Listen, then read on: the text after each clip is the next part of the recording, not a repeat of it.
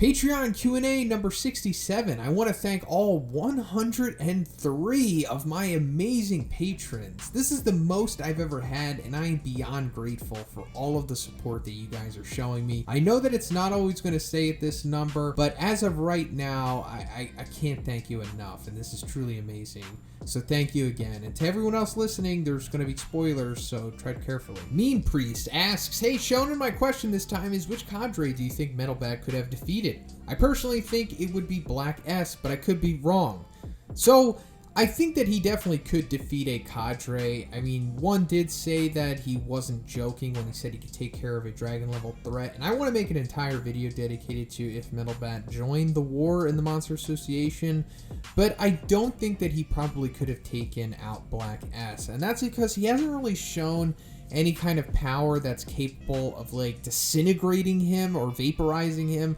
And that's what you really need to get the job done against him. We've only actually seen it twice, as far as I know. Like, recently, actually, with Atomic Samurai, which is something I'm going to talk about later on in this Q&A.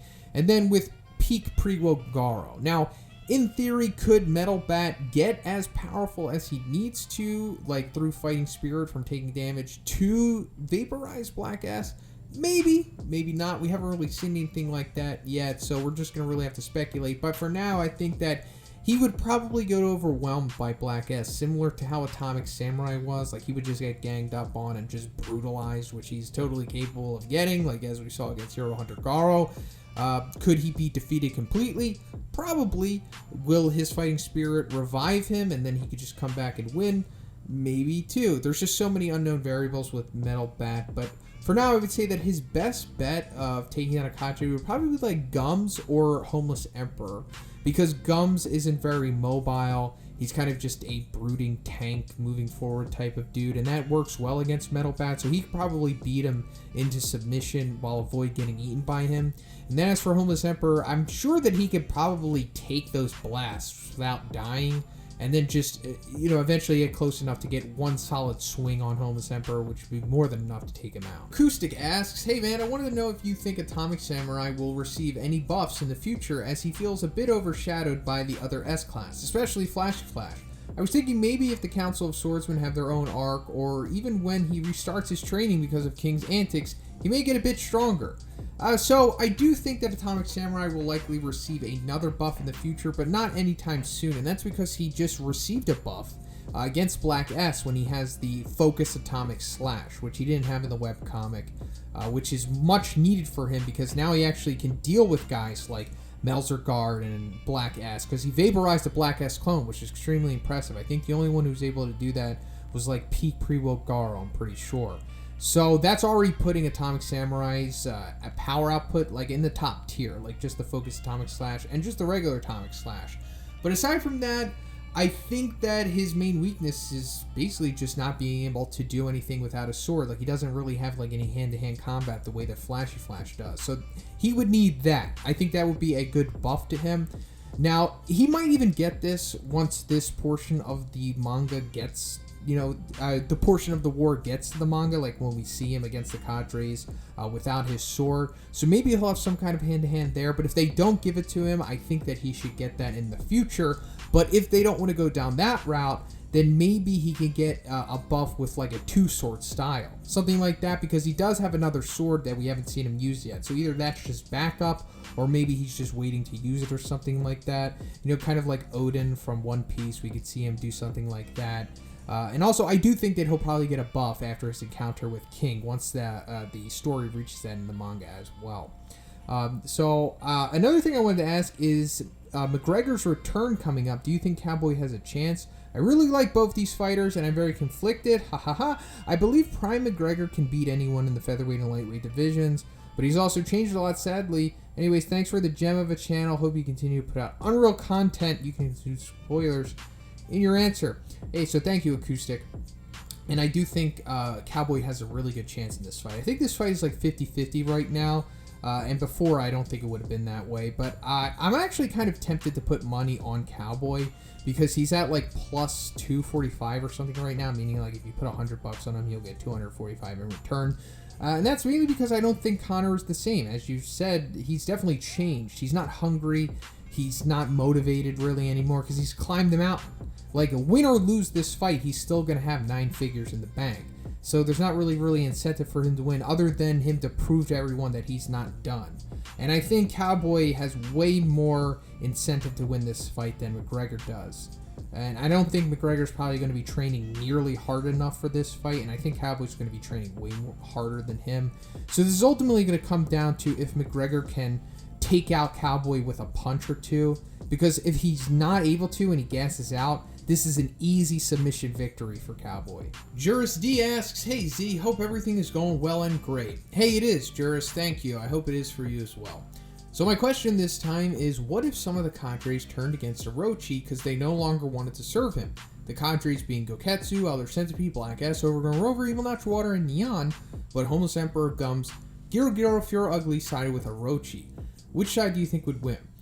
So I like the way that you balance this because it is pretty competitive on paper at least, but I think this ultimately comes down to if Black S can take out Orochi, because the other team is really top heavy with Orochi, because I think EC, Overgrown Rover, Evil Natural Water, and Neon would just completely obliterate Homeless Emperor, Gums, and Giro, and Fear Ugly. So Black S by himself, could he take care of Orochi? Maybe. It ultimately comes down to can Orochi's beams to vaporize Black S, and I think they probably can. I mean, if a Focus Atomic Slash can take out one of the clones, I'm sure Orochi's beams can take care of the job. So that would mean that Black S is probably going to become Golden S, and then it's like, can Golden S take care of Orochi? It's hard to say because they both exist in 2 different continuities as of right now. So, of course, it would be better to answer once we see Golden S in the manga. But then also we can go to the whole Tatsumaki thing, because One and Murata were unsure if Tatsumaki can defeat Orochi, but then maybe she could, maybe she couldn't. It's kind of like Schrodinger's Orochi. But then also One said that Tatsumaki at full health could defeat Golden S, so it's still even up in the air at that point. But for now, I'll just say that Orochi's team probably wins, mainly because, Orochi is just too much. I think he could probably take care of EC with a blast, Overgrown Rover with a blast. He could probably vaporize Evil Natural Water. Neon would be no problem. And then Goketsu, of course, knows that Orochi would beast him. So I think they would probably win. Legendarius asks, hey Shonen, a simple question this week. What if Luffy and Sanji and Zoro all trained under Admiral Fujitora? Zoro can learn from him some swordsmanship, and Luffy and Sanji can train under gravity like Goku does in Dragon Ball. So this is an awesome question, and it's fun to think about this. So I think Fujitora could definitely aid Zoro, at least in his single sword style, which is something that he uses from time to time, but not too much. And also, Fujitora has the sheath style where he pulls the sword from the sheath, something that we don't really see Zoro use too much. I think we've only seen him use it twice, maybe entire series. And Zoro is definitely open to learning as many techniques as he can, as long as it's related to the sword, whether it's 1, 2, or 3. And obviously Fujitora would help him in this department a lot, and maybe would even help him up the power of his 20 or 100 or 200 caliber Phoenix attack that he does. And also, the gravity training would help all of them. I mean, Zoro as well. And I think that, given the rules of anime, the gravity training would work for everyone. Just like how you said Goku in Dragon Ball as well. Now, he would also be able to help all of them with observation haki, because he's a master of it, considering he's blind. He can see the auras of people, and he could just see his surroundings without having to see. And I think he could definitely help them all in that department as well. And probably even help them in armament haki too, because it's really debatable if theirs is on his level or not. Thighs of Zeus asks, hey Shonen, spoiler warning for Mob Psycho manga in this question. Seeing how One handled the ending of Mob Psycho, do you think One Punch Man could end with everyone versus a somehow corrupted Saitama, with the Hero Association instantly issuing an official above god level threat, the symbol being a bald head rising over the earth, or perhaps a personal Saitama versus Genos confrontation, maybe where Genos is going full mad cyborg when he reaches maximum upgrades? Thanks for all the great content, man. I hope you're doing well, and I continue to see many of your videos. Hey, thank you, Thighs of Zeus. That's a great name, by the way. So, it's possible.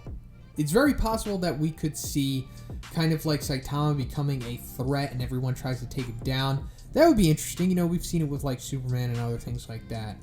So if that does happen, it's hard to say like where the story would go at that point, because obviously no one's close to him in power. But I think it's more likely that Saitama would be on the other side of that. Like I just talked about it recently with Blast being possibly seen as a villain or something like that because of the corruption with everything. But more so, I think that if Saitama sees the corruption, he'll probably just leave and go do his own thing. Because, I don't know, I just think the story kind of runs into some issues. If everyone is against Saitama, it ultimately can only end in, I think, in an anticlimactic way, in my opinion. But I do think that Genos and Saitama will have one final fight in the series. But I don't think it's because Genos goes after Saitama because he's a threat. Because ultimately, if that happens, Genos is just going to say, screw the Hero Association, I'm with my master.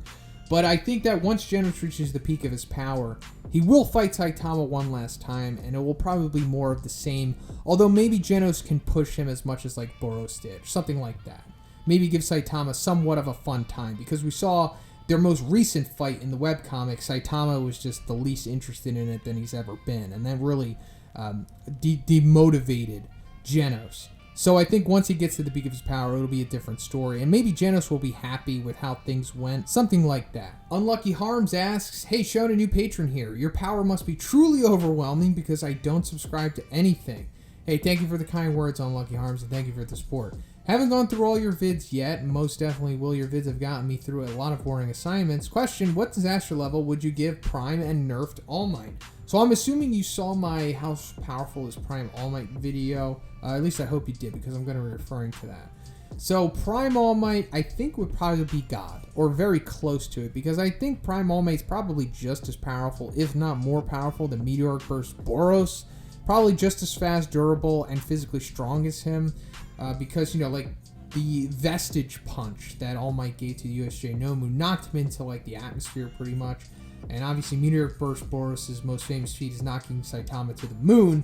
So I think it's fair to say that he could probably replicate that feat somewhat if he really wanted to in his prime. I think he could probably knock someone into space, or, you know, if he targeted it enough, could hit them to the moon.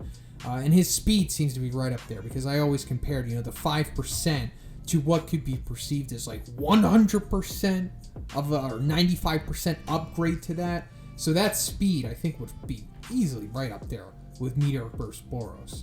So God level, you know, very close to it if you don't want to assign him that, but I think he's probably God, given that he could probably destroy the Earth if he really wanted to. And then Nerfed All Might will go off of the USJ All Might. I think that he's definitely mid to high dragon. Mid dragon at the minimum.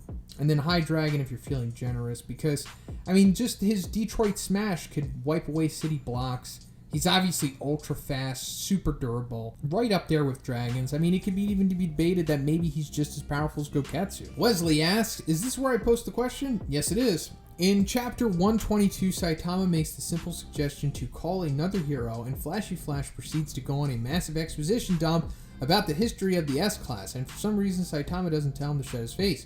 The writing seems a little clunky. For one, unless he was trying to set up a potentially major plot thread. Flash essentially says that no matter how much you contribute to society as a hero, you will never attain the highest rank in the Hero Association along with all of its benefits unless you are a freak of nature. Could one be foreshadowing an exodus of lower class heroes to the Neo Heroes? Maybe now that Saitama knows that how the S-Class works, he will stay with the Hero Association knowing that all he has to do is beat big monsters to advance to the S-Class. Sorry for the long question, love your content. Hey, no problem. Thank you for your support, Wesley. So this is a good question, and I'm glad that you brought this up, because not a lot of people are aware of this, but Chapter 122, more specifically the sequence that you're talking about in that chapter, was altered. It was changed after the fact.